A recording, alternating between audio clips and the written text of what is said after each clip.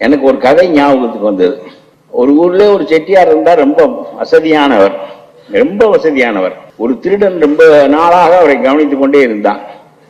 இவர் வீட்டிலே அடித்து விட்டால் பிறகு வாழ்க்கைக்கு நாம் செட்டில் ஆகிவிடலாம் என்று முடிவு செய்து, அந்த காலத்தில் கண்ணக்கோல் வைத்து திருடுகிற பழக்கம் உண்டு.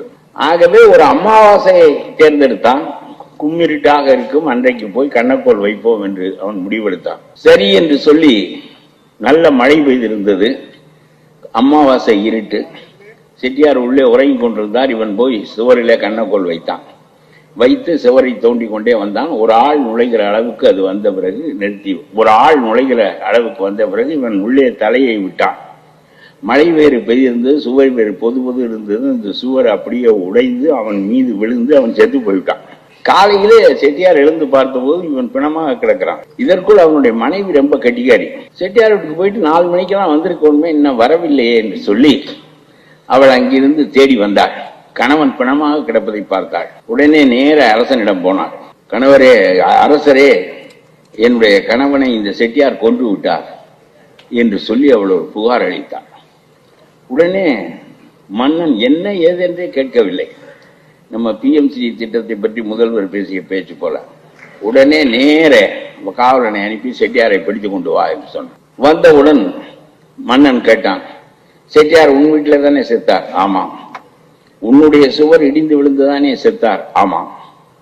அப்படியானால் அந்த சாவுக்கு காரணம் நீதானே என்று கேட்டார்.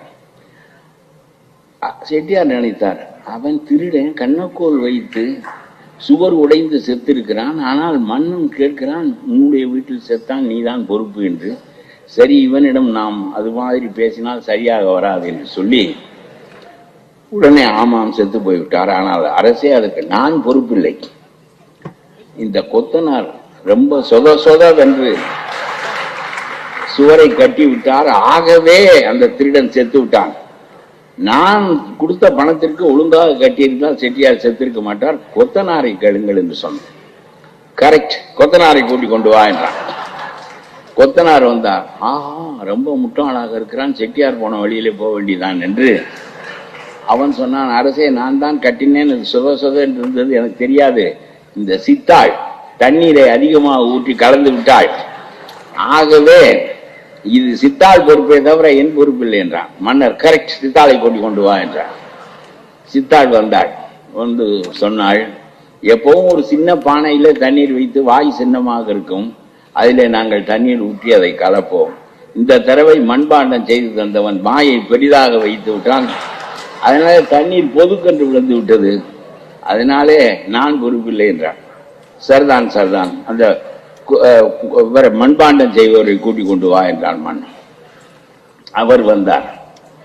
அவர் வந்தவுடன் இவன் கேட்டான், ஐயா, நான் எப்பவும் அளவாகத்தான் வாயை வைப்பேன், இந்த அம்மா சொல்வது சரிதான், ஆனால் நான் அந்த சமயம் அதை வாயை வணைந்து கொண்டிருந்த போது இந்த ஊர் நாட்டியக்காரி அந்த வழியாக போனாள்.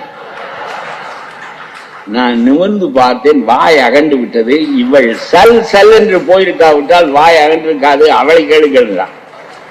சரி என்று நாட்டியக்காரியை கூட்டிக் கொண்டு வர சொன்னான். நாட்டியக்காரி சொன்னா, அரசே, நீங்கள் ஆள் அனுப்பி இருந்தீர்கள், வந்து என்னோடும் இருந்து விட்டு அந்த சாரோடும் இருந்து விட்டு போ என்று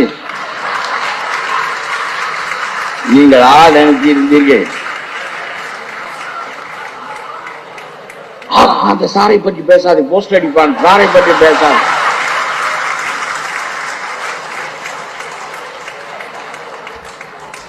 நான் போகின்ற வழியில் குயவனுக்கு இப்படி ஆகிவிட்டது என்று சொன்னால் கேஸ் டிஸ்மிஸ், போகடா என்று சொல்லிவிட்டார். இப்படி ஒரு பதிலை நம்முடைய அரசாங்கம் சொல்லுகிறது. 500 கோடி ரூபாய் அவர்கள் தராத காரணத்தினால் 18,000 ஆசிரியர்கள் இருக்கிற பள்ளிக்கூடத்திற்கு சம்பளம் போடவில்லை என்று சொன்னால், அந்த முட்டாள்தனமான மன்னனுக்கும் இந்த அரசுக்கும் ஏதாவது வேறுபாடு இருக்கிறதா என்று கேட்கிறேன். ரொம்ப கேவலமாக போய்விட்டது. அந்த அறிவார்ந்த வாதங்கள் இல்லை. ஒரு காலத்தில் ராஜாஜி இங்கே இருந்தார், காமராஜர் இருந்தார், எவ்வளவு பெரிய தலைவர்கள் இருந்தார்கள்.